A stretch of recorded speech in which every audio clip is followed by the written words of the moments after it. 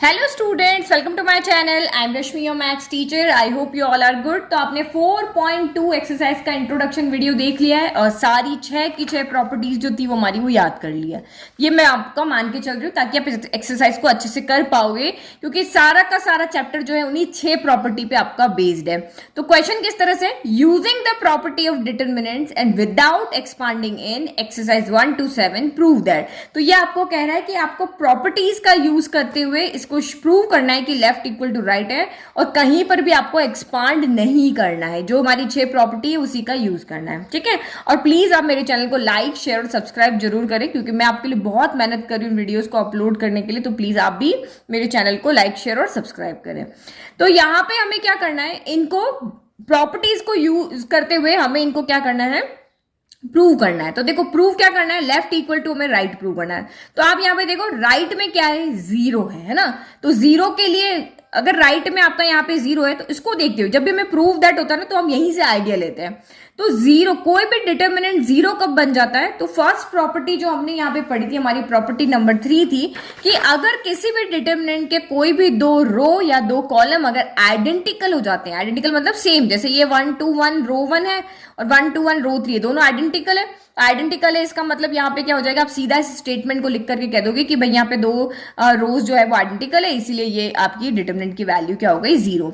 तो फर्स्ट तो आप यहाँ पे क्या कर दो, एनी 2 रो और कॉलम, एनी 2 रो और कॉलम आइडेंटिकल कर दो, ठीक है। तो किसी भी मेक एनी 2 रो और कॉलम आइडेंटिकल, तो ये काम हम यहां पे कर सकते हैं। तो सीधा बिना एक्सपांड किए हम इसको जीरो कर देंगे। सेकंड प्रॉपर्टी जो हमने यहां पे पढ़ी थी, वैसे इन सारी प्रॉपर्टीज में नहीं थी, हमने 4.1 में पढ़ा था कि हमें पता है कि अगर मैंने इसके किसी भी एक रो या कॉलम के सारे एलिमेंट्स को जीरो कर दिया, लाइक कि ये 0 0 0 हो गया, सारे ही जीरो हो गए, तो उस डिटरमिनेंट की वैल्यू भी क्या हो जाती है, जीरो हो जाती है, ठीक है। तो हमें ये पता है कि अगर इक्वल में जीरो आ रहा है तो ये 2 काम हमें यहां पे करने हैं। तो आइडेंटिकल बना दो या उसके किसी एक रो या कॉलम के सारे एलिमेंट्स को क्या कर दो, जीरो कर दो। तो देखो यहां पे तो मुझे क्वेश्चन जो है वो डेल इक्वल टू लिखा हुआ है हमारा, इसको लेट हम डिटरमिनेंट डेल के इक्वल, डेल्टा के इक्वल लेट करते। तो एक्स वाई जेड हो गया, ये ए बी सी हो गया। बस 2 काम आपके दिमाग में यहाँ पे होने चाहिए, ताकि 6 प्रॉपर्टी पे हम नहीं जा रहे, हम सिर्फ 2 प्रॉपर्टी को यहाँ पे ध्यान में रख रहे हैं कि y प्लस बी और z प्लस सी है। लेट की मैं यहाँ पे पहली वाली प्रॉपर्टी लगाती हूँ कि मैं कोई भी 2 रो या कॉलम को आइडेंटिकल बनाती हूँ। क्यों बना रही हूँ मैं, ऐसा क्यों सोच रही हूँ, देखो एक्स वाई जेड यहाँ भी है, एक्स वाई जेड यहाँ भी है, यहाँ ए बी सी है, यहाँ ए बी सी है। तो मैंने यहाँ पे प्रॉपर्टी नंबर आपकी 5th में, जो हमारी 5th प्रॉपर्टी थी, वहां पे पढ़ा था कि किसी भी डिटर्मिनेंट की कोई भी रो या कॉलम अगर 2 टर्म्स के सम के फॉर्म में है तो हम उसको इस तरह से 2 अलग अलग डिटर्मिनेंट के फॉर्म में लिख सकते हैं। जैसे यहाँ a1 प्लस लेमडा 1 था, तो a1 हमने इसमें लिख दिया, लेमडा 1 हमने इसमें लिख दिया, बीच का साइन यहाँ पे लिख दिया। तो ये प्रॉपर्टी हमारी हेल्प करेगी कि हम इसको ऐसे लिख सकते हैं। तो ऐसे लिखने से सेम यही क्वेश्चन देखो मैंने यहाँ कराया हुआ है ना, आपको एग्जाम्पल में अभी आपको दिखाया था ना, सेम यही क्वेश्चन देखो, एक्स ए एक्स प्लस ए है ना, सेम ये क्वेश्चन है। तो हम इसको इस तरह से लिख सकते हैं। तो प्रॉपर्टीज आपके दिमाग में सारी होनी चाहिए कि हम कैसे इसको यहाँ पे आइडेंटिकल बनाए।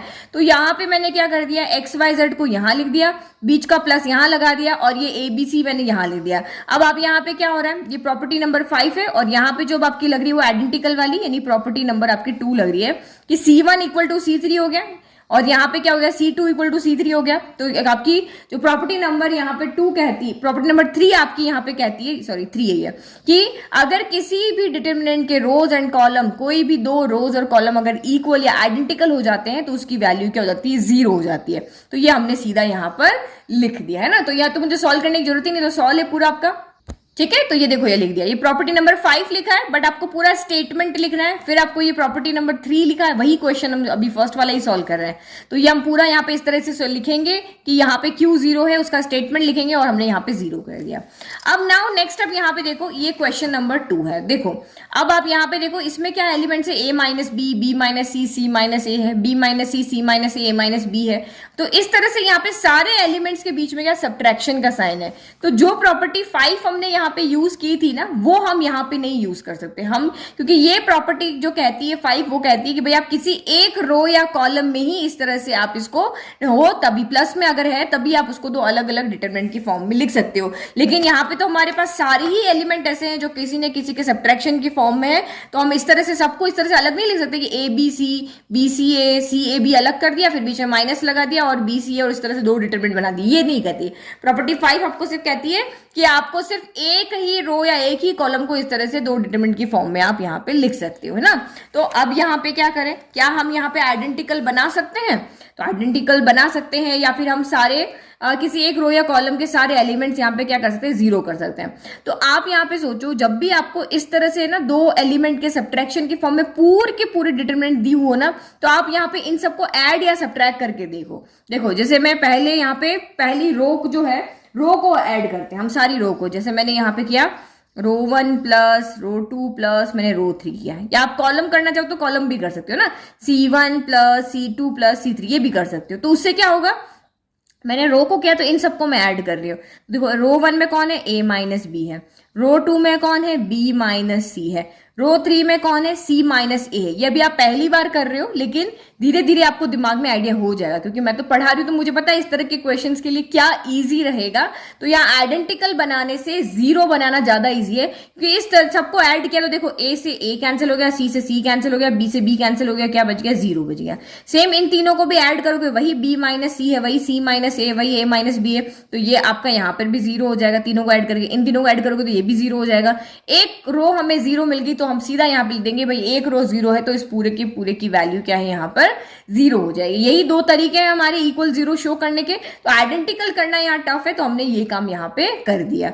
तो ये हमने यहाँ पे क्या किया, ठीक है, तो हमने लिख दिया making first row zero bar applying R1 में हम यहाँ पे चेंज कर रहे हैं कि R1 plus R2 plus R3 कर रहे हैं। तो ये हमारी प्रॉपर्टी कौन सी है, 6 वाली। हमारी प्रॉपर्टी 6 यहाँ पे क्या कहती है कि मैंने आपको बताया था ना कि आप यहाँ पे मल्टीप्लाई नहीं कर सकते हो, कुछ भी डिवाइड नहीं कर सकते हो, लेकिन इस तरीके से मैंने आपको कहा था ना कि ये ऑपरेशन हम मैट्रिक्स में लगा सकते हैं, यहाँ नहीं लगा सकते, बट इस तरह से हम कोई भी दो रो को ऐड सब्ट्रैक्ट या फिर आप किसी स्केलर से मल्टीप्लाई करके दो या दो से ज्यादा भी, मोर भी लिखा हुआ है ना यहाँ पे, तो दो या दो से ज्यादा है सबको ऐड सब्ट्रैक्ट या मल्टीप्लाई करके कर सकते हो, ये ऑपरेशन लगा सकते हो, बट ये ऑपरेशन आप वहां पे नहीं लगा सकते। तो ये हमारी कौन सी प्रॉपर्टी 6 है। स्टेटमेंट सारे आपको याद रखने हैं। तो अभी मैंने आपको सॉल्व करके बता दिया कि अगर आप यहाँ पे इनको ऐड करोगे तो ये ऊपर रो 1 में चेंज होकर क्या हो जाएगा, ये आपकी हो जाएगी जीरो, ये भी जीरो हो जाएगी, ये भी जीरो हो जाएगी। सिर्फ रो 2 और रो 3 में कोई चेंज नहीं रहेगा, क्योंकि हमने रो 1 में चेंज किया। तो B माइनस सी, C माइनस ए हो गया, फिर C minus a minus B हो गया, फिर A माइनस बी माइनस सी हो गया। तो अब हम सीधा बिना एक्सपांड के यहाँ पे लिख सकते हैं कि एक रो यहाँ पे के सारे एलिमेंट्स अगर जीरो है तो इसका मतलब डिटरमिनेंट की वैल्यू भी क्या है, जीरो। हमें एक्सपांड करने की जरूरत ही नहीं है, ठीक है। तो इस तरह से since R1 is zero so determinant is also zero, तो ये हमने हैंड्स प्रूव कर दिया, है ना। तो अभी जब सब इस तरह के एलिमेंट हो तो आप यहाँ पे इस तरह का ही लगाना है कि सबको ऐड करने से जीरो बन रहा हो, या सबको सब्ट्रैक्ट करने से जीरो बन रहा हो, या कुछ ऐसा बन रहा हो कि वहां पे आइडेंटिकल निकल जाए। तो ये चीज आप यहाँ पे ध्यान रखना कि प्रैक्टिस करोगे तो आपको समझ में आएगा कि कहां पे क्या चीज करने से क्या काम वहां पे होगा। नाउ क्वेश्चन नंबर 3 देखो, वही सेम क्वेश्चन है, बट यहाँ पे अब आपको क्या दिया हुआ है, यहाँ वेरिएबल की फॉर्म में नहीं है, यहाँ आपको नंबर्स दिए हुए हैं। जो डेल है वो हमारा किसके इक्वल है, 2, 3, 5 के इक्वल है, 7, 8, 9 के इक्वल है, और ये आपका 65, 75, 86 है। और वही हमें इसको इक्वल जीरो बनाना है। तो जीरो बनाने के वही दो तरीके, या तो आइडेंटिकल कर दो या किसी एक रो या कॉलम के एलिमेंट्स को आप यहाँ पे क्या कर दो, जीरो कर दो। तो आपको यहाँ पे पता है कि हमें यहाँ पे कॉमन तो कुछ निकल नहीं रहा, क्योंकि डिटरमिनेंट के अंदर आप यहाँ पे क्या कर सकते हो, किसी एक रो या कॉलम में से कॉमन ले सकते हो ना। मैट्रिक्स में हम ऐसा नहीं कर सकते। जैसे यहाँ पे 2 होता, 3 होता, यहाँ पे 9 9 9 मल्टीपल में होता है, तो हम 9 को यहाँ पे बाहर ले सकते थे। तो देखो फिर हम क्या करें, ये तो छोटे नंबर है, ये छोटे नंबर है, हम देखो 65 का यहाँ पे कुछ करते हैं ना। 65 को ऐसा कुछ करते हैं कि इनके मल्टीपल में यहाँ पर आए। तो आप यहाँ पे देखो जो 65 है, अगर मैं यहाँ पे 2 के टेबल में अगर देखती हूँ, देखो 2 के टेबल में देखूंगी तो क्या होगा, 2 3 6 हो गया, टू टू से आपका यहाँ पे 4 हो गया और एक यहाँ पे बच रहा है, तो एक तो मुझे यहाँ पे कहीं दिख नहीं रहा, तो मैं इसको 7 के फॉर्म में बनाती हूँ, ठीक है। तो 7 9 क्या होता है 63, 63 प्लस 2 आपका यहाँ पर क्या हो जाता है 65 हो जाता है, यानी 7 के फॉर्म में मुझे सही मिल रहा है कि 7 को अगर मैं 9 से मल्टीप्लाई कर दूं और प्लस 2 ये वाला कर दूं तो मेरा 65 बन रहा है। तो ऐसे ही आपको भी वहां पे आइडिया लगाना है, भाई इससे कैलकुलेट करने से बन रहा है या इससे कैलकुलेट करने से बन रहा है, हम आइडेंटिकल बनाने की कोशिश कर रहे हैं। फिर 75 को अगर यहाँ पे देखो तो मैं ये वाला 8 ले रही हूँ, तो 8 9 72 होता है और 72 प्लस 3 आपका क्या होता है 75। तो देखो ये 2 यहां मिल रहा है, ये 3 मुझे यहां मिल रहा है, ये 7 यहां मिल रहा है, ये 8 यहां मिल रहा है। अब सेम 86 को भी आप यहाँ पे देखो तो 9 के टेबल में क्या आता है 9 टाइम आता है और प्लस मुझे 5 करना पड़ेगा।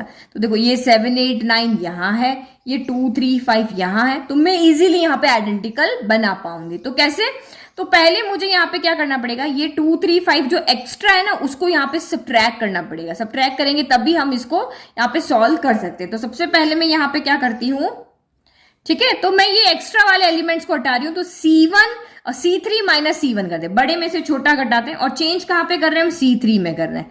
तो देखो हम कर रहे हैं C3 में चेंज कर रहे हैं, C3 माइनस C1। तो हमारी ये कौन सी प्रॉपर्टी है, ये प्रॉपर्टी नंबर हमारी 6 है, जिससे हम इस तरह से यहाँ पे ऐड सब्ट्रैक्ट कर सकते हैं। तो डेल इक्वल टू अब क्या हो जाएगा, कॉलम 1 आपका यही एज इट इज रहेगा 2 3 5, ये आपका एज इट इज रहेगा, यहां सब्ट्रैक्ट हो जाएंगे। तो 63 में से आपका 2 गया तो 65 में से 2 गया तो 63 बच गया, 75 में से 3 गया 72 बच गया, 86 में से 5 गया 81 बच गया, है ना। ये आपका यहां पर हो गया। अब देखो मैं इसको इजीली क्या कर सकती हूँ, इसको इस तरह से लिख सकती हूँ। देखो मुझे तो कॉमन लेना है, इस तरह यहाँ पे हम इजीली कॉमन ले सकते हैं।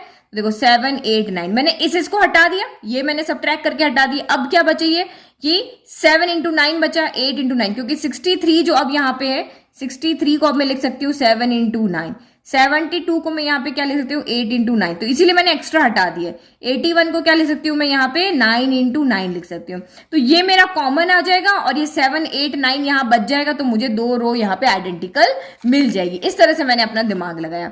तो मैं इसको यहाँ पे 7 इंटू 9 लिख सकती हूँ 63 को, 72 को 8 इंटू 9 लिख सकती हूँ और इसमें 9 इंटू 9 लिखती हूँ। और हमारी यहाँ पे प्रॉपर्टी कौन सी कहती है कि आप इस तरह से कॉमन ले सकते हो, तो हमारी प्रॉपर्टी नंबर 4 यहाँ पे कहती है कि कोई भी स्केलर अगर बाहर है तो किसी एक रो या कॉलम से वो मल्टीप्लाई हो सकता है और किसी एक रो या कॉलम से हम स्केलर को बाहर कॉमन भी ले सकते हैं। तो ये हमारी कौन सी प्रॉपर्टी कह रही है, तो प्रॉपर्टी नंबर आपकी यहाँ पर है 4, ठीक है। आपको तो यहाँ पे पूरा क्या करना है, पूरा का पूरा स्टेटमेंट लिखना है। तो ये 9 यहां से कॉमन आ गया, तो ये 9 यहां से कॉमन आ गया। अब अंदर क्या बचा, 2 बचा, 3 बचा, 5, फिर 7 8 9 और यहाँ पे भी 7 8 9 बचा। अब देखो आपकी कॉलम 2 और कॉलम 3 यहाँ पे क्या हो गया, आइडेंटिकल हो गए। तो प्रॉपर्टी नंबर 3 से इसकी वैल्यू क्या हो गई, 0, है ना। तो ये हम लिख दिया कि C2 और C3 identical, so by property 3 determinant is equal to क्या हो जाएगा 0। ये 9 इंटू 0 हो गया, तो दिस इक्वल टू 0 और ये हमारा यहाँ पे क्या हो गया RHS हो गया, है ना। तो हैंस प्रूव्ड, ठीक है। अभी फर्स्ट टाइम कर रहे हैं इसलिए आपको धीरे धीरे समझना है, नंबर्स में कैसे करना है, उसमें कैसे करना है, दो सारी की सारी टर्म माइनस में आ जाए तो कैसे ध्यान लगाना है, तो ये हमें यहाँ करना है। अब नाउ नेक्स्ट देखो क्वेश्चन नंबर 4 कि यहां पर हम क्या करें कि 0 बन जाए, ठीक है। तो ये हमने हमारा क्वेश्चन नंबर 4 हो गया। अब यहाँ पे देखो ये जो पहला वाला कॉलम है इसमें क्या है, सब 1 1 1 है। तो या तो आप सबको इन तीनों को 0 कर दो या फिर आप यहाँ पे आइडेंटिकल बना दो, यानी आइडेंटिकल यानी 1 1 1 है तो इधर भी 1 1 1 लेकर आ जाओ। तो 1 1 1 कैसे लेकर के आ सकते हैं कि हमें एक कॉलम ऐसी बनानी पड़ेगी या एक रो ऐसा बनाना पड़ेगा कि जहां पे सारे के सारे एलिमेंट जो क्या है सेम है, चाहे यहाँ हो चाहे यहाँ हो, सारे एक कॉलम के एलिमेंट सारे सेम हो, तो हम उसको कॉमन ले लेंगे तो यहाँ 1 1 1 बन जाएगा। तो देखो कैसे होगा, अगर देखो मैं इस कॉलम 2 को कॉलम 3 से यहाँ पे ऐड कर देती हूँ, तो ऐड करेंगे तो मुझे क्या मिलेगा, देखो ए बी यहाँ पर है, एक पैटर्न में लिख रही हूँ, ए बी है, देन आपका यहाँ पर बी सी है, देन हम यहाँ पे सी ए लिख लेते हैं, ए सी को सी ए लिख सकते हैं। फिर इसको दोनों को ऐड किया तो यहाँ भी ए बी मिल गया, बी सी मिल गया और सी ए मिल गया। इसको भी ऐड किया तो यहाँ पे भी मुझे ए बी मिल गया, बी सी मिल गया और सी ए मिल गया। दैट मीन्स ये पूरी कॉलम 3 मेरी सेम हो जाएगी। और जैसे हमने पीछे 9 कॉमन लिया वैसे यहाँ से हम इन तीनों इसको कॉमन लेंगे तो यहाँ भी 1 1 1 है, यहाँ भी 1 1 1 हो जाएगा और हमें यहाँ पे क्या मिल जाएगा, आइडेंटिकल हो गई, 0 मिल जाएगा। तो करो अब यहाँ पे हम यहाँ पे क्या कर रहे हैं, एडिंग। यहाँ पे हम चेंज कर रहे हैं कॉलम 3 में। कॉलम 3 में क्या चेंज कर रहे हो, कॉलम 2 प्लस हम यहाँ पे कॉलम 3 करें। तो ये हम ऐसे किस ऐड कौन सी प्रॉपर्टी से हम इस तरह से कर सकते हैं, ये हमारी प्रॉपर्टी नंबर 6 है जिसमें हम इस तरह से कॉलम और रो को ऐड कर सकते हैं। तो अब हमारा डेल यहाँ पे क्या हो जाएगा, देखो 1 1 1, 2 और 3 में तो कुछ नहीं होगा, 1 और 2 में कुछ नहीं होगा, 3 में चेंज है, तो 1 और 2 को तो एज इट इज लिख दो। BC हो गया, CA हो गया और यहाँ पे AB हो गया, है ना। अब ऐड करेंगे तो सभी जगह क्या बन जाएगा, यही बन जाएगा, AB plus BC plus CA हो गया। यहाँ भी सेम बनेगा, AB plus BC plus CA हो गया। अरे भाई मल्टीप्लाई है तो AC लिखो या CA लिखो, एक ही बात होती है ना, तो इसीलिए AB plus BC plus CA हो गया। अब हम यहाँ से हमारी प्रॉपर्टी नंबर कौन सी है जिसमें आप K कॉमन ले सकते हो, इस तरह से हम यहाँ पे कॉमन क्या ले सकते हैं, तो ये हमारी प्रॉपर्टी नंबर कौन सी है, हमारी 4 है। अब आपको स्टेटमेंट सबके याद है ना, वो आप लिख देना। तो ये डेल इक्वल टू यहाँ पे क्या हो जाएगा, हमारा कॉमन आ रहा है यहाँ से AB plus BC plus CA, हमने यहाँ से कॉमन ले लिया तो अंदर 1 1 1 बचा, यहाँ से हमारा BC CA AB बचा और ये पूरी की पूरी टर्म यहाँ पे कॉमन आ गई, तो ये यहाँ पे भी क्या बच गया, 1 1 1 बच गया। नहीं समझ में आ रहा तो इसको हम ऐसे लिख सकते हैं ना, ऐसे लिख सकते हैं। तो आपने ये टर्म कॉमन ले लिया तो अंदर क्या बच गया आपका, यहाँ पे 1 1 1 बच गया। तो बस अब आपकी यहाँ पे कौन, कॉलम 1 एंड कॉलम 3 जो है वो आइडेंटिकल है, आइडेंटिकल होती है हम लिख सकते हैं भाई 0 है। ठीक है, तो मैंने यहाँ फाइनल आंसर लिख दिया है ना। तो आपको भी देखो इसी तरीके से सोचना है कि यहाँ पे हम क्या करें, इक्वल में 0 देखते ही वही 2 स्टेप आपको दिमाग में रखने हैं कि या तो कोई एक रो कॉलम को 0 बना दो या आइडेंटिकल बना दो। तो आइडेंटिकल कैसे बनेगा, तो वहीं पे आप ऐड सब्ट्रैक्ट करके देखो। हमने क्वेश्चन नंबर 3 में भी तो यही किया था, हमने क्वेश्चन नंबर 3 अभी कहाँ किया था, उसमें भी तो यही किया था, ये कि हमने यहाँ पे इनको ऐड सब्ट्रैक्ट करके देखा कि 2 तरीके से हमारे यहाँ पे 0 आ सकता है राइट में, या तो हमें सारी 0 मिल जाए या कुछ आइडेंटिकल मिल जाए। तो जैसे ही मैंने यहाँ पे ऐड करके देखा मुझे 0 मिल गया, तो मुझे पता चल गया भाई सारों को ऐड कर दो तो मेरे ये वाला काम यहाँ पे हो जाएगा। फिर यहाँ पे भी जो एलिमेंट्स दिए थे उनको मैंने ऐड करके देखा, यहाँ पर जो गिवन है, ठीक है, 1 को भी ऐड करोगे तब भी कोई फर्क नहीं पड़ेगा, 1 को भी ऐड करोगे तो वो भी पूरा का पूरा कॉमन आ जाएगा। अगर आप चाहो ना कि मैं C1 plus C2 plus C3 कर दूं तो वो भी आपका यहाँ पे कर सकते हो, तो उससे भी आपका पूरा का पूरा कॉमन हो जाएगा, है ना। जरूरी नहीं कि जो मैंने किया वही आपको करना है। अगर मैं इस तरह से करती तो इसमें 1 भी ऐड हो जाता तो कोई फर्क थोड़ी ना पड़ता, हमें तो कॉमन लेना है, हमें तो आइडेंटिकल बनाना यहाँ पे मिल रहा है, तो ये हमने कर दिया। माइनस करके भी देखो, आप खुद आइडिया लगाओ कि प्लस करने से हो रहा है, माइनस करने से हो रहा है, क्या कर रहा है। मल्टीप्लीकेशन डिवीजन हम यहाँ पे इंडिविजुअल एक डिजिट का नहीं कर सकते, है ना। तो इस तरह से सोच के अपने दिमाग को उस तरह से बनाओ कि आप इस तरह के क्वेश्चन कर सको। चलो अब नेक्स्ट हम यहाँ पे 5th वाला क्वेश्चन है जहां पे हमें इक्वल में 0 नहीं लाना। तो जहां पे इक्वल में 0 नहीं लाना वहां पे सारी की सारी प्रॉपर्टी आपके दिमाग में होनी चाहिए। और यहाँ पे क्या होता है, यहाँ पे शो करना और इजी है क्योंकि हमें अब इसके अकॉर्डिंग चलना है। भाई मुझे B प्लस C को यहाँ पे A बनाना है, तो वो क्या बनेगा, क्या ऐड करें, रोज को ऐड करें, कॉलम्स को ऐड करें, क्या करें कि मेरा यहाँ पर A आ जाएगा। इस तरह से अब हमें यहाँ पे सोचना है, ठीक है। तो क्वेश्चन नंबर 5 वही प्रॉपर्टीज को यूज करते हुए हमें लेफ्ट इक्वल टू राइट लेकर के आना है ना। तो हम सबसे पहले यहाँ पे लेफ्ट हैंड साइड को लेकर के चलते हैं, तो मैंने लिख दिया। अब यहाँ पे देखो जो हमारा राइट हैंड साइड है उसके अकॉर्डिंग हम चलते हैं। अभी हम 2 को छोड़ देते हैं, अभी हम देखते हैं हम यहाँ पे A कहाँ से ला सकते हैं ना। यहाँ A चाहिए, यहाँ P चाहिए, यहाँ X चाहिए। तो देखो यहाँ A चाहिए तो आप यहाँ पे इसको ठीक से ऑब्जर्व करो, तो ये जो हमारी कॉलम 1 है इसमें ABC है सारे, इधर भी सारे ABC है, इधर हमारे सारे PQR है तो ये भी PQR है, और इधर XYZ ही है सारे, तो यहाँ XYZ है। दैट मीन्स आपको यहाँ पे ऑपरेशन कहाँ लगाना पड़ेगा, रो टू रो में लगाना पड़ेगा ना। कॉलम को कॉलम से ऐड करोगे तो खिचड़ी बन जाएगी, यहाँ BCQRYZ सारे मिक्स हो जाएंगे। हमें ऐसा नहीं करना, हमें इधर ABC रखना है, इधर PQR रखना है, इधर XYZ रखना है, तो वो रो से रो में ऑपरेशन लगने पर ही होगा। अच्छा अब चलो, अब वही मैंने कहा था ना आपको कि जैसे हम देख रहे हैं मुझे सिर्फ यहाँ पे A चाहिए, दैट मीन्स मुझे B को यहाँ से हटाना है, C को यहाँ से हटाना है, ओनली A लेकर के आना है।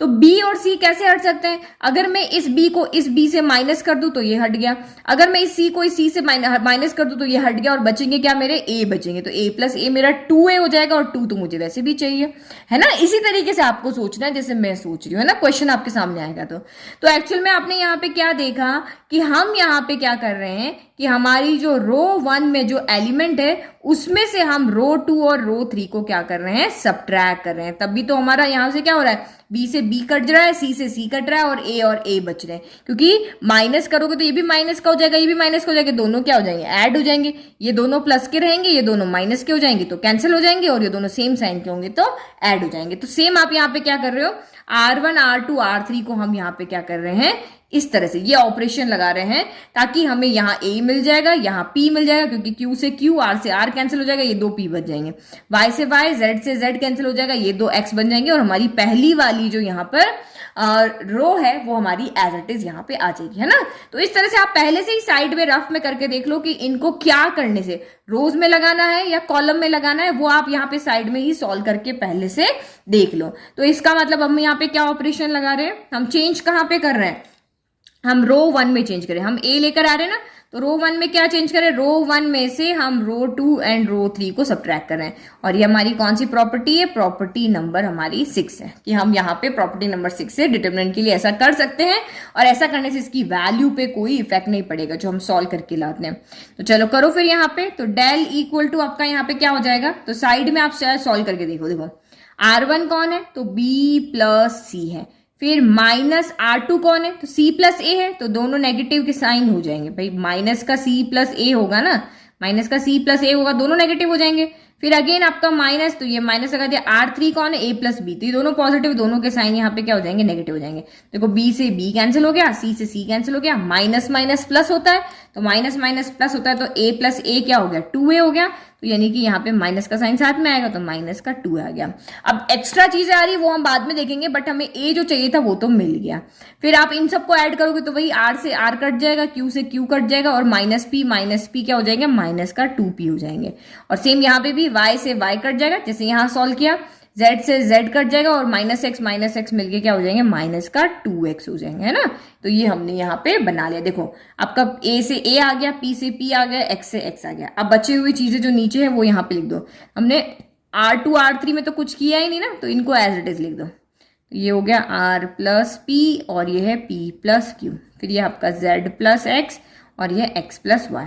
तो अब यहाँ पे देखो, हमें पता है हमारी प्रॉपर्टी नंबर 4 क्या कहती है कि हम किसी भी रो या कॉलम में से अगर सेम नंबर है तो कॉमन ले सकते हैं। तो यहाँ पे भी देखो आपका -2 बाहर है, यहाँ भी -2 है, यहाँ भी -2 है, तो इसका मतलब हम यहाँ पे -2 को बाहर ले सकते हैं। तो डेल इक्वल टू -2 बाहर ले लिया, तो यहाँ से a बच गया, यहाँ से p बच गया, यहाँ से x बच गया, है ना। तो हमारी फर्स्ट वाली रो जो हमें यहाँ पे शो करनी थी वो तो हमारी एज इट इज आ गई। फिर ये r प्लस पी हो गया, ये z प्लस एक्स हो गया, ये a प्लस बी हो गया, ये p प्लस क्यू हो गया, और ये x प्लस वाई हो गया। ठीक है, अब हमारा दूसरा टारगेट क्या है, नीचे वाले रो 2 और रो 3 को देखो। तो हमारी रो 2 यहाँ पर क्या है, b q y है, और हमारी जो रो 3 है वो यहाँ पे क्या है, c r z है। तो देखो b q y हम कैसे लेकर के आए। तो अब आप यहाँ पे देखो, अगर मैं c प्लस a में से इस a को सब्ट्रैक्ट करती हूं तो मुझे यहाँ पे क्या मिलेगा, c मिल रहा है। अगर r प्लस p में से p को हटाऊंगी तो r प्लस p में से माइनस कर रहे हैं ना हम, r यहाँ पे r2 माइनस r1 कर रहे हैं, तो ये आपका यहाँ पे क्या बच जाएगा, r बच जाएगा। और z प्लस एक्स में से x को हटाऊंगी तो z प्लस एक्स में से आपका x गया, तो यहाँ से z बच गया। बट ये मेरे कहाँ पे आएंगे, रो 2 में आएंगे, यहाँ पे क्या आएंगे, रो 2 में आएंगे। लेकिन मुझे ये रो 2 में नहीं चाहिए, मुझे कहाँ चाहिए, रो 3 में चाहिए।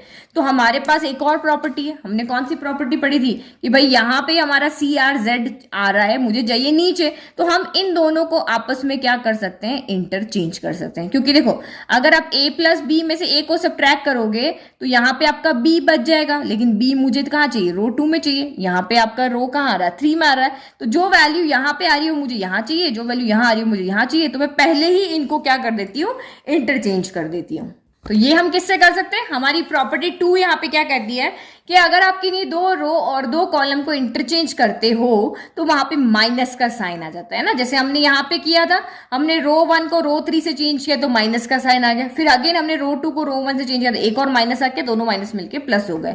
तो यहाँ पे भी क्योंकि देखो ये माइनस हमें हटाना है तो एक माइनस और चाहिए, तो इसीलिए मैंने ये इंटरचेंज वाली प्रॉपर्टी यहाँ पे लगा दी। अभी लगा लो या बाद में भी आप यहाँ पे लगा सकते हो। तो ये हमारी प्रॉपर्टी क्या है, 2 है। तो अब आपका यहाँ पे क्या हो जाएगा, डेल इक्वल टू एक -2 तो यहाँ पे है ही है, और एक माइनस यहाँ पे और आ जाएगा, किससे, इंटरचेंज वाले की रीजन से।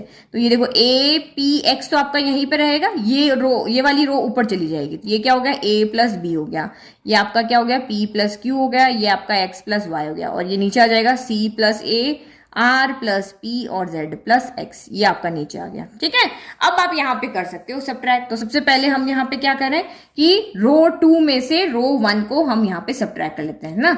ये रो 2 है, ये रो 1 है, सब्ट्रैक्ट करो। ए प्लस बी में से ए गया तो बी बच गया, पी प्लस क्यू में से पी गया तो क्यू बच गया, तो हमें वही चाहिए। और एक्स प्लस वाई में से एक्स गया तो हमारा क्या बच गया, वाई बच गया। ये हमारी रो 2 जो हमें चाहिए थी उसके अकॉर्डिंग। देखो अगर इक्वल में कुछ है ना तो प्रूव करना बहुत इजी, उसके अकॉर्डिंग हमें चलना होता है। तो यहाँ पे मैंने लिखा नहीं, भूल गई मैं ना। तो आप यहाँ पे क्या कर रहे हो, हम यहाँ पे रो 2 में चेंज कर रहे हैं, क्या कर रहे हैं, रो 2 माइनस रो 1 कर रहे हैं ना। रो 1 माइनस रो 2 मत करना वरना माइनस का साइन आ जाएगा फिर। ठीक है, तो ये हमने रो 2 में चेंज करें, ये ए पी एक्स ही बचा। यहाँ पे आपका c प्लस ए है, r प्लस p है, z प्लस x है। करो a प्लस b में से माइनस है तो b बच गया, फिर यहाँ पे आपका q बच गया और यहाँ पे आपका y बच गया। अब यहाँ पे भी अगेन करना है, c प्लस ए, हमें ये क्या चाहिए, c r z चाहिए। तो c r z कब आएगा, यहाँ से a हट जाए, यहाँ p हट जाए, x हट जाए, तो a p x यहाँ पर है। तो अब आप यहाँ पे क्या करोगे, r3 में हम चेंज कर रहे हैं, क्या कर रहे हैं, r3 माइनस r1 कर रहे हैं। तो ये आपका यहाँ पे क्या हो जाएगा, डेल इक्वल टू, ऊपर तो सेम है, ए पी एक्स बच रहा है, यहाँ पे बी क्यू वाई बच रहा है, सी प्लस ए में से ए गया सी बचा, आर प्लस पी में से पी गया आर बचा, जेड प्लस एक्स में से एक्स गया तो जेड बचा। और यही हमारा यहाँ पे क्या है, RHS है। तो हमने यहाँ पर शो करके दिखा दी, यही हमारा RHS है ना। तो इस तरह से आपको आइडिया लगाना है कि क्या करें, किसको किस में से प्लस करें, किसको किस में से सब्ट्रैक्ट करें, कि हमारी ये की ये रो या ये की ये कॉलम यहाँ पर बन जाए, है ना। समझ में आ गया। चलो आई होप आपको क्वेश्चन नंबर 5 अच्छे से समझ में आया। बस समझाने का क्या तरीका ये है कि आपका दिमाग उस तरह से सोचे जिस तरह से मेरा दिमाग यहाँ पे सोच रहा है। अब हम यहाँ पे कर रहे हैं most most most important question, question number 6, क्योंकि ये बिल्कुल डिफरेंट क्वेश्चन है और ये एग्जाम में बहुत बार आ जाता है ना। इसको करने के तरीके बिल्कुल अलग है। तो हमने यहाँ पे लेफ्ट हैंड साइड ले लिया, वही हमें इक्वल 0 लेकर आना है। तो वही दो तरीके, या तो किसी एक रो या कॉलम के तीनों एलिमेंट 0 कर दो या आइडेंटिकल कर दो। तो यहाँ पे देखो ये a है माइनस b है, फिर यहाँ a c है, तो इधर c नहीं है, इधर b नहीं है और इधर a नहीं है। तो यहाँ पे ना आपको 0 0 बनाना तो बहुत मुश्किल हो जाएगा कि क्या सब्ट्रैक्ट करेगी ये 0 बने। तो इससे अच्छा हम यहाँ पे क्या करते हैं, आइडेंटिकल बनाते हैं ना। तो आइडेंटिकल बनाना यहाँ पे ईजी है। 0 0 बनाने के लिए बहुत लंबा काम हो जाएगा कि इसको मल्टीप्लाई करो फिर उसको करो, तो बहुत सारे स्टेप्स यहाँ पे हो जाएंगे। तो इससे अच्छा हम इसको आइडेंटिकल बनाते। तो देखो आइडेंटिकल बनाने का क्या तरीका है, यहाँ पे देखो इस अभी मैंने आपको बताया इसके पास में सी नहीं है, इसके पास में मैं रो के अकॉर्डिंग देख रही हूँ। ये मेरी रो 1 है, ये रो 2 है, ये रो 3 है। तो ये रो 1 हो गया, ये रो 2 हो गया, ये रो 3 हो गया। तो इस रो 1 के अंदर आपका सी नहीं है, इसके अंदर आपका बी नहीं है और इसके अंदर आपका ए नहीं है। तो मैं यहाँ पे क्या करती हूँ, इस पहली रो को यहाँ पे सी से मल्टीप्लाई कर देती हूँ। और मैंने कहा था कि डिटर्मिनेंट के अंदर आप ऐसे किसी को भी इस तरह से मल्टीप्लाई नहीं कर सकते हो। अगर आप यहाँ पे मल्टीप्लाई कर रहे हो तो आपको बाहर डिवाइड करना पड़ेगा, क्योंकि ये एक्चुअल में एक वैल्यू है, ये मैट्रिक्स नहीं है। आप इसको अगर एक्सपांड फॉर्म करके सॉल्व करोगे तो हमें एक यहाँ पे नंबर मिलेगा, एक रियल नंबर या एक यहाँ पे एक नंबर के फॉर्म में हमें आंसर मिलेगा। तो नंबर के फॉर्म में आंसर मिलेगा तो हम इस तरह से अगर मल्टीप्लाई करें तो बाहर डिवाइड भी कर सकते हैं। इसीलिए मैंने कहा था कि क्वेश्चन आपका डिफरेंट है। तो देखो मैं इस तरह से कर रही हूँ, जब मैं क्वेश्चन हो जाएगा फिर बताती हूँ मैंने ऐसा आइडिया क्यों लगाया। क्योंकि कभी कभी कुछ क्वेश्चन ऐसे होते हैं जिसमें आपको कुछ स्टेप्स दिमाग में रखने पड़ते हैं। अभी तक तो कहीं भी नहीं रखे, बट कुछ क्वेश्चन में रखने पड़ते हैं ना। तो देखो यहाँ पे हमने 1/c किया और यहाँ पे रो 1 को मल्टीप्लाई कर रहे हैं ना। तो रो 1 को हम मल्टीप्लाई कर रहे हैं c से।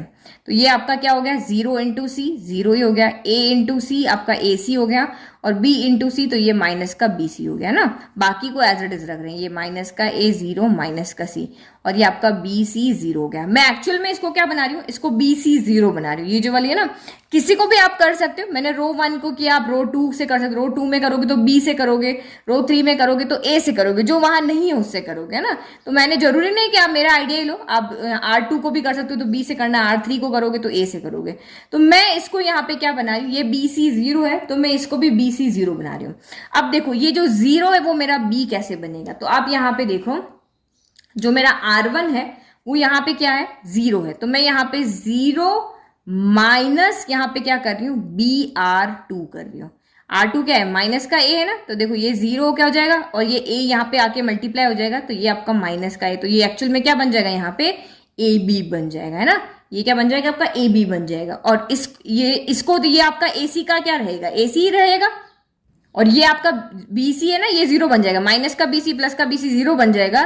तो मैं जब यहां से आपका क्या कर लूंगी, A कॉमन ले लूंगी, तो ये BC 0 बन जाएगा, है ना। देखो मैं यहाँ पे क्या ऑपरेशन लगा रही हूँ, ये क्योंकि बहुत सोच समझ के आइडिया लगा करके मैंने कहा आपको इस क्वेश्चन में कुछ स्टेप्स याद करनी रख सकती है। तो मेरा सिर्फ एक टारगेट में यहाँ पे लेके चल रही हूँ कि मैं यहाँ पे रो 1 इक्वल टू मैं रो 3 बना रही हूँ, इन दोनों को मैं आइडेंटिकल बना रही हूँ, है ना।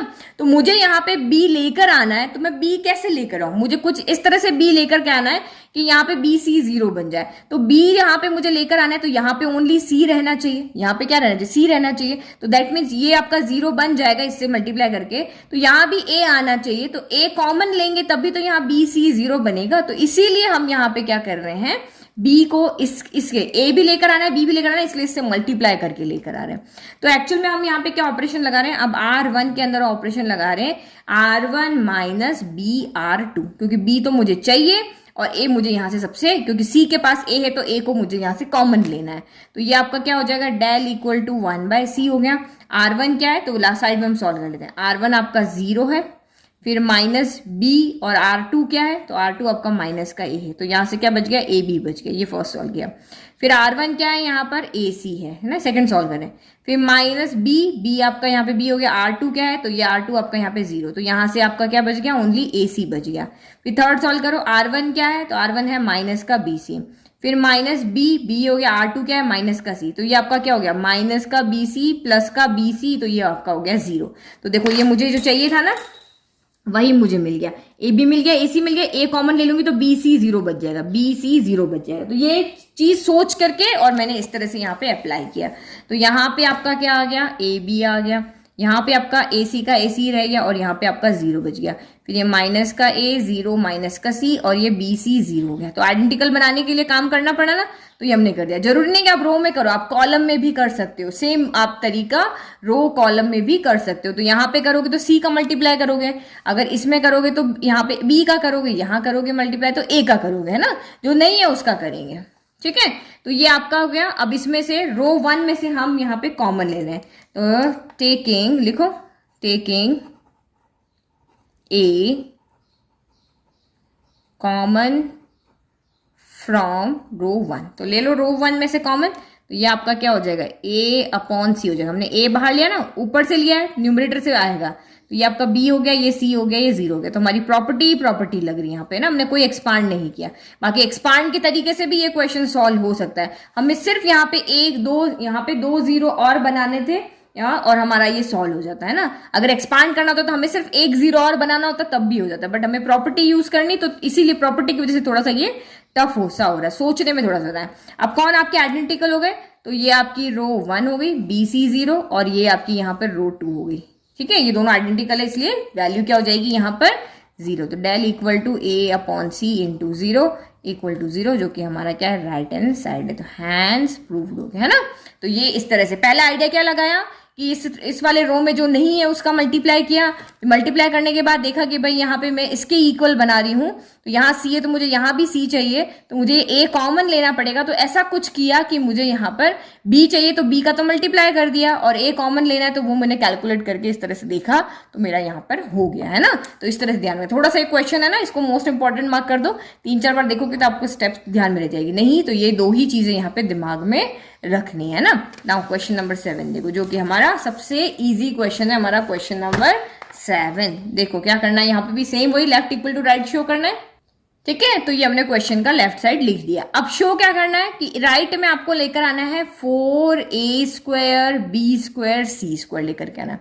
तो जब भी इस तरह से कुछ लेकर आना है तो आप देखो कहीं पे कुछ कॉमन तो नहीं निकल रहा है। देखो कहीं पे कोई, जैसे ये रो अगर मैं यहाँ पे देखती हूँ तो इसमें भी A है, इसमें भी A है, इसमें भी A है, तो पूरा का पूरा A यहाँ से कॉमन आ रहा है, क्योंकि डिटरमिनेंट में हम पर्टिकुलर एक रो और कॉलम में से कॉमन ले सकते हैं। मैट्रिक्स में ऐसा नहीं कर सकते, मैट्रिक्स में सारे के पास होगा तभी बाहर आता है, लेकिन डिटरमिनेंट में हम यहाँ पे कर सकते हैं। अगर मैं सेकंड रो देखती हूँ तो B यहाँ भी है, B यहाँ भी है, B यहाँ भी है, तो हम B कॉमन ले सकते हैं। थर्ड में आप देखो तो C यहाँ भी है, यहाँ भी है, यहाँ भी, तो हम एक्चुअल में क्या कर रहे हैं, रो 1 से A कॉमन ले सकते हैं, रो 2 से B ले रहे हैं, रो 3 से हम C ले रहे हैं। अब जो रो ना देख के कॉलम देखो, तो कॉलम में भी देखो A कॉमन आ रहा है, B कॉमन आ रहा है, C कॉमन आ रहा है।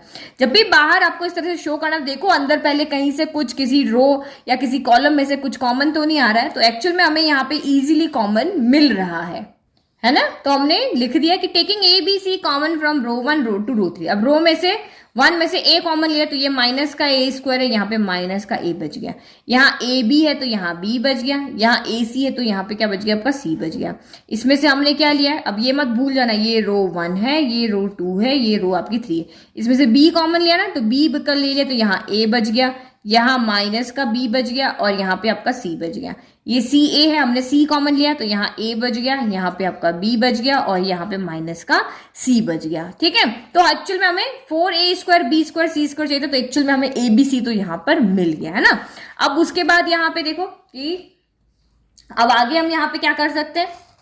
अब आप अगर यहाँ पे फिर से देखो तो हमें फिर से कॉमन मिल रहा है। ये हमारी जो कॉलम 1 है, ये कॉलम 2 है, ये कॉलम 3। कॉलम 1 में से ए मिल रहा है, कॉलम 2 में से बी मिल रहा है, कॉलम 3 में से हमें क्या मिल रहा है, सी मिल रहा है। तो हम यहाँ पे क्या लिखेंगे, again taking a b and c common from C1 C2 and C3 हो गया। ठीक है, तो ये डेल इक्वल टू आपका क्या हो जाएगा, अगेन ए बी सी हो गया। और यहाँ पे ये निकल जाएंगे तो बचेगा क्या, माइनस का 1 1 1 बचा है, यहाँ पे 1 माइनस 1 1 बचा और यहाँ पे 1 1 माइनस का 1 बचा। ठीक है, तो ये हमारा सॉल्व यहाँ पे हो गया। तो एक ए बी सी तो हमारे पास पहले से, एक ए बी सी और आ गया, तो ये दोनों यहाँ पे क्या हो गए, उनके स्क्वायर हो गए है ना। एक ए बी सी पहले से था, एक ए बी सी हमने अभी लिया यहाँ पे, तो ए 2 बार, बी 2 बार, सी 2 बार, तो ये ए square b square c square हो गया। अब क्या करें, हमें यहाँ पे एक्सपांड तो करना नहीं है, तो एक्सपांड आप यहाँ पे कब कर सकते हो, देखो जीरो तो हमें इसको बनाना नहीं है और बिना जीरो बनाए कि कोई हमें वैल्यू पता नहीं है कि भाई ये होगा तो हमें 4 मिल जाएगा, हमें क्या लेकर आना है, 4 लेकर आना है। तो ऐसे तो कहीं से हमें 4 मिलेगा नहीं। तो एक्चुअल में हम ये एक पूरे डिटरमिनेंट को हम एक्सपांड नहीं कर सकते, हम एक्सपांड तब कर सकते हैं जब यहाँ पे हमें 2 जीरो मिल जाए कहीं पर भी, क्योंकि 3 जीरो होते हैं तो सारा का जीरो हो जाएगा और हमें तो इक्वल में जीरो शो करना ही नहीं है। तो हम यहाँ पे क्या करते हैं, इसको दो कोई भी एक कॉलम या एक रो ऐसा बनाते हैं जिसमें 2 जीरो हो जाए। तो यहाँ पे देखो 1 माइनस 1 जीरो, 1 माइनस 1 क्या होता है, जीरो होता है। तो चाहे आप R1 माइनस R2 करो या C1 माइनस C2 करो, आपको दो जगह जीरो यहाँ पर क्या मिल जाएंगे। तो मैं यहाँ पे क्या करती हूँ, कॉलम में करते, चलो कॉलम 1 में चेंज करते। कॉलम 1 में क्या चेंज करें, C1 प्लस C2 करें, क्योंकि माइनस साइन तो यहाँ पे है ना। तो ये डेल इक्वल टू आपका क्या हो गया, a square b square c square हो गया। तो C1 में चेंज किया है, C1 plus C2, 1 plus minus 1, ये इस तरह से आ रहा है, 1 प्लस माइनस 1। तो 1 माइनस 1 क्या हो गया, जीरो हो गया। तो ये हमारा जीरो हो गया। C1 में चेंज करें, फिर अगेन 1 माइनस 1 जीरो और 1 प्लस है ना, तो 1 प्लस 1 क्या हो गया, 2 हो गया। और ये क्या बच गया, 1 माइनस 1 1 बच गया, 1 1 माइनस 1 बच गया। चलो एक बार ये हमने कौन सी प्रॉपर्टी लगाई, प्रॉपर्टी नंबर हमारी 6 है ना। फिर कॉमन लेने वाली कौन सी प्रॉपर्टी थी, तो ये हमारी प्रॉपर्टी नंबर आपकी 4 है। ठीक है, यहाँ पे भी लगी है और यहाँ पे भी लगी। तो अभी हमने सारी जगह क्या लगा रहे, प्रॉपर्टी लगा रही है। प्रॉपर्टी नंबर आपकी 6 है। अब इसके बाद देखो एक बार और हम यहाँ पे कर सकते हैं कि भाई यहाँ पे जीरो कर देते हैं। तो डेल इक्वल टू, अब कौन सी लगा रहे हैं, तो अब यहाँ पे हम कर लेते हैं कि R1 प्लस यहाँ पे हम कर देते हैं ना। एक सेकंड को, मैंने प्रॉपर्टी C1 में लगाई थी ना, तो ये गड़बड़ कर दिया। C1 नहीं हो रही है, R1 हो रही है। हमने इन दोनों को इस तरह से किया ना, तो ये आपकी R1 में लगी है। R1 में क्या लगी है, R1 प्लस R2 लगी है ना। सेम यहाँ पे R2 प्लस R3 और कर देते हैं। तो ये हम लगा लेते हैं R2 में। तो R2 में क्या कर रहे हैं हम, R2 प्लस R3 कर रहे हैं। तो ये डेल इक्वल टू आपका यहाँ पर क्या हो गया, a square b square c square हो गया। चलो R2 में लगाना 0 0 2, तो आप यहाँ पे ऐसे ही रहने दो। फिर ये 1 1 माइनस 1 हो गया। R2 में प्लस R3 का 1 प्लस 1 आपका 2 हो गया। फिर ये 1 माइनस 1 0 और 1 माइनस 1 ये भी हो गया 0। अब आपको यहाँ पे एक्सपांड करना ही पड़ेगा, बिना एक्सपांड किए तो ये आपकी सॉल्व होगी भी नहीं, क्योंकि आप यहाँ पे क्या करोगे, कॉमन भी लोगे तो अंदर बचा हुआ क्या लिखोगे, डिटरमिनेंट कहाँ जाएगा ना। तो सॉल्व तो करना ही पड़ेगा। अब हम इसको आगे और जीरो तो बना ही नहीं सकते और इस वाली रो का तो हम कुछ भी नहीं कर सकते ना। तो ये आपका 0 0 1 मिल गया, तो बस हम इसको सॉल्व कर लेते हैं। तो अब हम इसको क्या कर लेंगे, एक्सपांडिंग अलोंग R1 कर देते हैं ना। इसके पास 2 जीरो ना, इसके अलोंग कर देते हैं। तो ये आपका यहाँ पे क्या हो जाएगा, del equal to a square b square c square. Determinant को हटाना, तो डिटरमिनेंट तो सॉल्व करने से ही हटेगा ना। यहाँ पे थोड़ी ना भी कोई प्रॉपर्टी लग रही है हमारी, इसमें कोई लग रही है क्या प्रॉपर्टी, नहीं लग रही है। तो आपका यहाँ पे सॉल्व करना ही पड़ेगा। तो ये हमारा हो गया। सबसे पहले जीरो आया, जीरो के साथ में कुछ भी लिखो जीरो आएगा। इसके साथ माइनस का साइन होता है तो ये माइनस का जीरो हो गया, इसके साथ कुछ भी लिखो जीरो आना है। फिर ये प्लस का होता है तो ये प्लस का 2 हो गया, इसके साथ क्या आएगा, ये छूट जाएगा, ये छूट जाएगा। 2 1 जा 2 माइनस 0 1 जा 0 हो गया। तो this implies del equal to आपका यहाँ पर क्या हो गया, a square b square c square, ये 0 हो गया, ये 0 हो गया, और यहाँ से 2 2 जा क्या बचा, 4 बच गया, तो ये इंटू 4 बच गया। तो डेल इक्वल टू आपका क्या हो गया, 4 ए square b square c square, यही हमारा यहाँ पे क्या है, RHS है ना। डिटरमिनेंट को तो आप किसी प्रॉपर्टी से ही हटाओगे कोई वैल्यू मिलेगी, लेकिन हमारी 6 की 6 प्रॉपर्टी में ऐसी कोई नहीं था कि कोई हमें सीधा कह दे कि भाई ये 4 आंसर यहाँ से मिल जाएगा। तो थोड़ा यहाँ पे लास्ट में हमको एक्सपांड करके इसको हटाने के लिए एक्सपांड करके सॉल्व करना ही पड़ेगा। तो ये 7 क्वेश्चन हमारे यहाँ पर हो गए, और आई होप आपको थोड़ा बहुत तरीका समझ में आया कि कैसे हम इन क्वेश्चंस को सॉल्व कर दें। अब इसके आगे क्वेश्चन आपके बिल्कुल चेंज हो जाएंगे, जहाँ सारे प्रूव दैट वाले इसी तरह के क्वेश्चन आपको मिलेंगे, अलग अलग आइडिया लगेंगे, प्रैक्टिस करोगे तो आपको अच्छे समझ में आ जाएंगे। नोट्स के लिए लिंक डिस्क्रिप्शन में दिया हुआ है। Thank you.